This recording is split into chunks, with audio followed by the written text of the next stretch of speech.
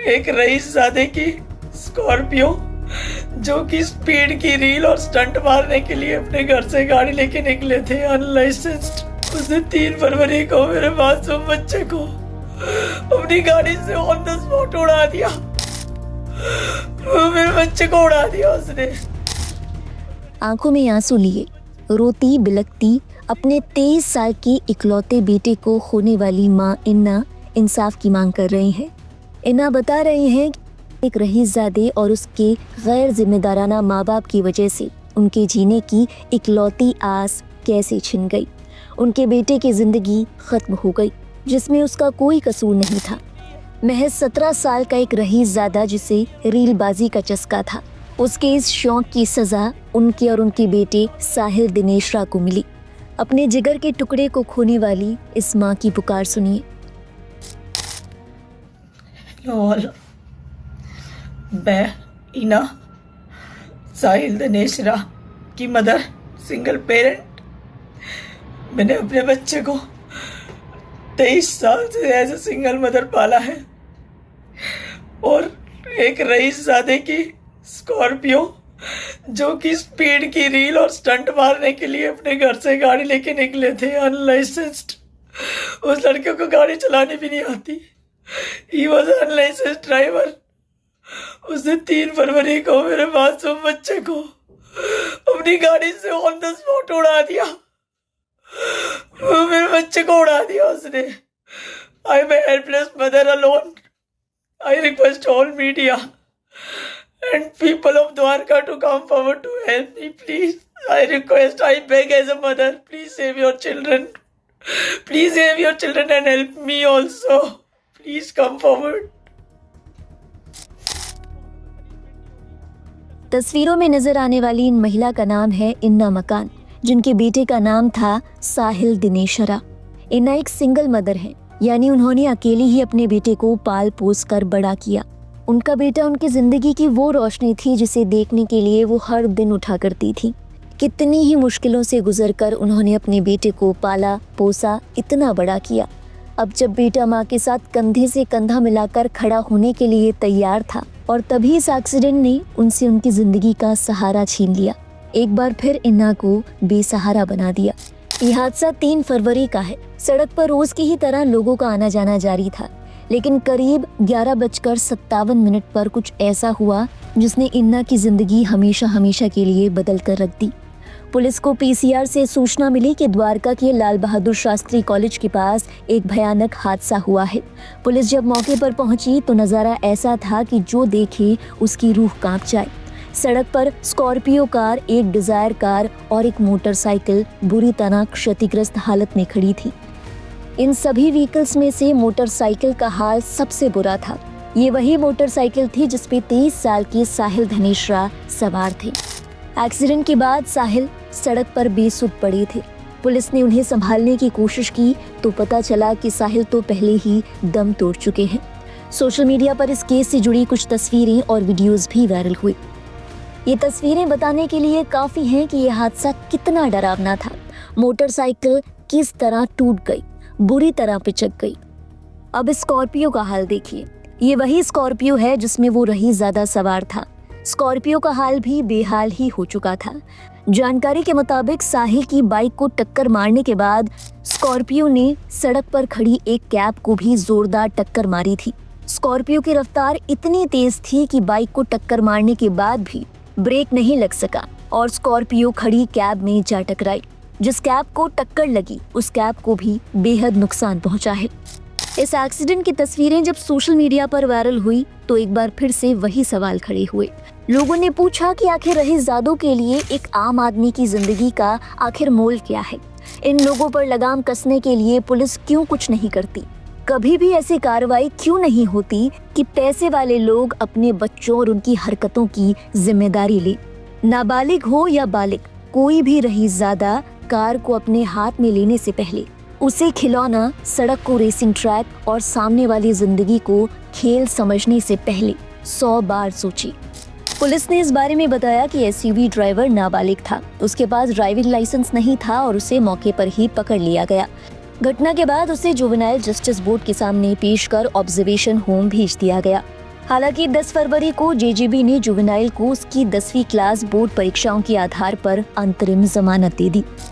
इस एक्सीडेंट के बाबत साहिल की मां ने कई गंभीर आरोप लगाए हैं और मांग की है कि इस मामले में पुलिस ऐसा एक्शन ले कि ये सजा दूसरों के लिए मिसाल बन जाए, ताकि फिर किसी मां को अपना बेटा ऐसे ना खोना पड़े। 3 फरवरी को मेरा बेटा ऑफिस जा रहा था, ट्यूसडे का दिन था, और मेरा बेटा अपने ऑफिस से 200 मीटर ही दूर था। ये स्कॉर्पियो जो है, मेरा बेटा इधर से आ रहा था, तो ये स्कॉर्पियो ऑपोजिट साइड से अपनी सोसाइटी से आ रही थी, और ये लड़का जो अक्षत्र सिंह जो ये स्कॉर्पियो चला रहा था, ये स्टार्टिंग से ही लेफ़्ट मुड़ने के बाद बहुत ज़्यादा स्पीड में था ये। और ये जो है, ये उस दिन जो एफआईआर हुई है उसके हिसाब से उस दिन बताया गया एफआईआर में कि ये 19 साल का है, तो ये 18 साल से ऊपर का है एज़ पर एफआईआर। उस दिन की एफआईआर, बाद में इसको जुवेनाइल बताया गया, लेकिन उस दिन एज़ पर एफआईआर इसको 19 साल का बताया गया था। और पैसेंजर सीट पर इसकी बहन थी। ये लोग अपने घर से फ़न रील्स बनाने के लिए निकले थे, स्पीड वाली रील्स ही बनाए थे। इन्होंने वो जो रील बनाई है उसमें क्लियरली इनकी स्पीड दिखाई दे रही है, पता चल रहा है कि कितनी स्पीड, क्योंकि जब मुड़ा है सोसाइटी से, मुड़ते ही इसने फुल एक्सीलेटर दे रखा है अपनी गाड़ी पे। इसकी सिस्टर जो पैसेंजर सीट साथ में बैठी थी वो रील्स बना रही थी, और इनका ध्यान दोनों का रील पर था। और ये बिल्कुल ऑपोजिट लेन में बस, अब जिस लेन में बस आ रही है, जो हमने देखा है कि सामने वाली लेन में जो ऑपोजिट लेन है उधर से एक बस आ रही है, वो बहुत धीरे आ रही है बस। तो ये लड़का बिल्कुल ऑपोजिट लेन में ड्राइविंग कर रहा है। ऑपोजिट लेन में आने की वजह से इसने क्या किया है कि जो बस धीरे धीरे चल रही है, तो बस के बिल्कुल सामने आकर इसने जो है बिल्कुल बस के सामने आकर एकदम ऐसे स्टंट मारा है, बिल्कुल बस के पास आके। मतलब बस वाले ने भी अपने आप को धीरे कर लिया इससे बचाने के लिए, और उसके आगे बस के मुंह के सामने से इसने लेफ्ट कट मार के स्टंट मारा है। वो स्टंट मारने की वजह से, क्योंकि मेरा बेटा बस के पीछे था, वो अपनी लेन में चल रहा था, तो बस के पीछे था और बस धीरे धीरे चल रही थी। वो धीरे चलने की वजह से मेरे बेटे ने राइट साइड थोड़ा सा देखने की कोशिश की है कि जगह है कि नहीं, क्योंकि बस के लेफ्ट साइड में एक ई रिक्शा भी था, लेफ्ट साइड में भी जगह नहीं थी। एक ई रिक्शा चल रहा है उसके पैरेलली पीछे, बिल्कुल ब्लॉक करके लेफ्ट साइड को। तो वो येलो कलर की बस आ रही थी, इसने बिल्कुल उस बस के सामने ले जाके स्टंट मारा है इस तरह से लेफ्ट में।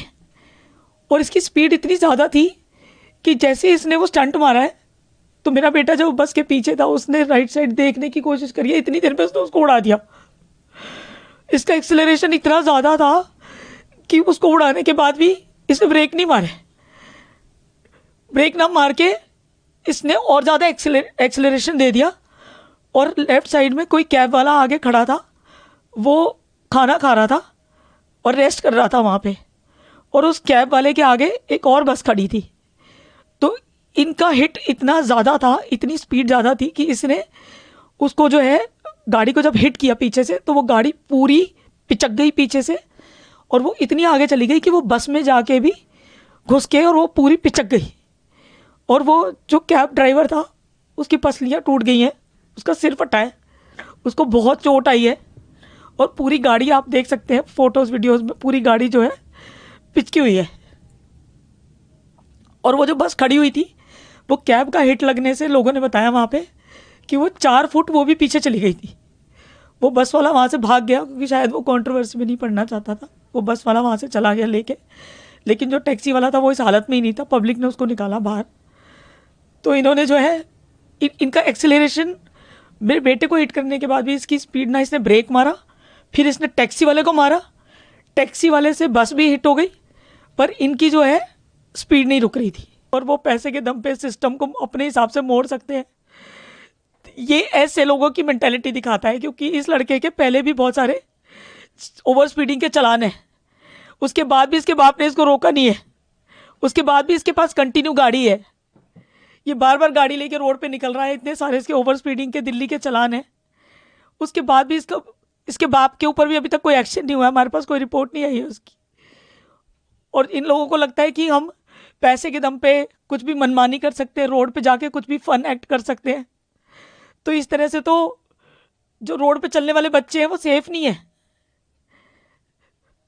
तो ये सिस्टम जो पैसे वालों को जो लगता है कि हमें कभी पनिशमेंट नहीं होगी, हमारा कोई कुछ नहीं बिगाड़ सकता, ये स्टॉप होना चाहिए। मेरा बच्चा तो चला गया, लेकिन ये एक्टिविटीज़ रुकनी चाहिए। मेरे बच्चे के लिए तो मुझे इंसाफ चाहिए, लेकिन ये जो अपनी मनमानी करते हैं पैसे के दम पे और अपने सिस्टम को मरोड़ के कि हमारे माँ बाप हमें पैसे दे के बचा लेंगे, हमारा कुछ नहीं हो सकता, ये नहीं होना चाहिए। रोड पे चलने वाले बच्चे जो है वो सेफ नहीं है। ऐसे लोगों की वजह से कोई भी सेफ नहीं है रोड पे। इनको पनिशमेंट मिलनी चाहिए। ये क्रिमिनल एक्ट है, ये कोई नॉर्मल एक्सीडेंट नहीं है। They are not suppose to. उसके पास लाइसेंस नहीं है, उसके बाप को नहीं पता क्या?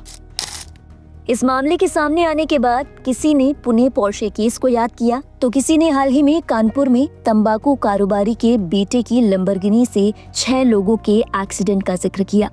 इन तमाम रिएक्शंस के जरिए लोगों ने एक ही सवाल पूछा कि कब पुलिस प्रशासन और कानून गरीब की जिंदगी की अहमियत समझेगा, कब ऐसे रईसजादों पर स्ट्रिक्ट एक्शन होगा, कब ऐसी निर्मम सड़क दुर्घटनाओं पर लगाम लगेगी। बहरहाल इस मामले को जानने के बाद आप हमें बताइए, पुलिस को ऐसे लोगों के खिलाफ क्या एक्शन लेना चाहिए? अपने विचार हमारे साथ साझा करें कमेंट सेक्शन में। आगे की बात आपसे वही करेंगे। और देश और दुनिया से जुड़ी बाकी अहम खबरों के लिए आप देखते रहिए लाइव हिंदुस्तान।